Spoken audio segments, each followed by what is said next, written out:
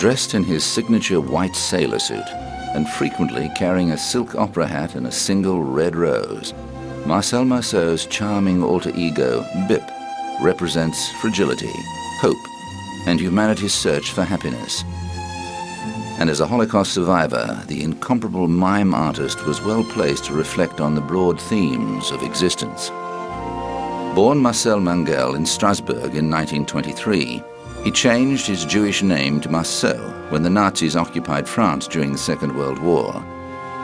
Marceau joined the French resistance with brother Alain, and later joked he performed his first mime when coming face to face with German soldiers, convincing them that he and a friend were the advance guard of a much larger force.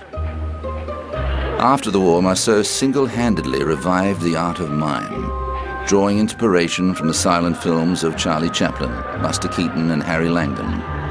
He studied with great French teachers and won universal acclaim with his first mini-drama, Praxitèle and the Golden Fish, in 1946.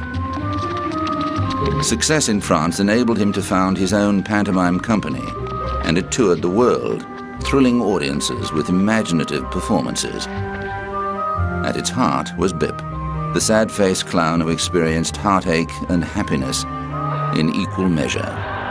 His representations of the stages of human life, youth, maturity, old age, and death, led one critic to comment that Marceau accomplished in less than 2 minutes what most novelists cannot do in volumes. His genius was in distilling the essence of emotion and drawing the audience into his non-speaking world. The birth of television gave Marceau a new platform for his creative output, and he also featured in a number of films, including Barbarella as the mad scientist Professor Ping. In the Mel Brooks comedy Silent Movie, the joke is that Marceau has the only speaking line, a brusque non, when asked if he will appear in the film. Despite his silent performances, Marceau was an extremely expressive talker. Mime is the art of illusion, and it's an art of magic. You make appear and disappear objects, people.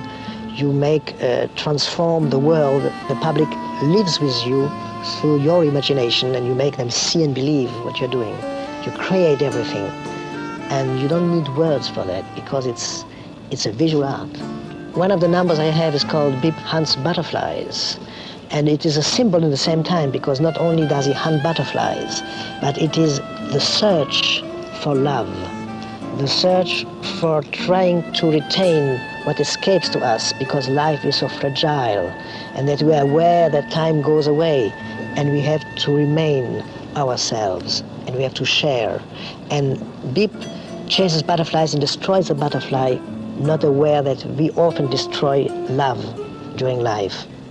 Many things can be said very strongly with words, and this is a word theater, which is a reflection of man in his time, in our time.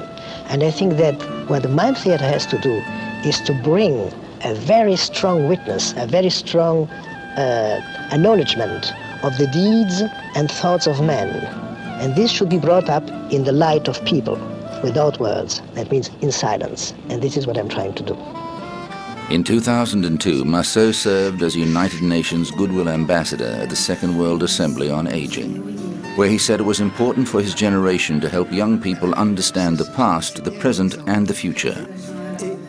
There was worldwide mourning when he died 5 years later, aged 87.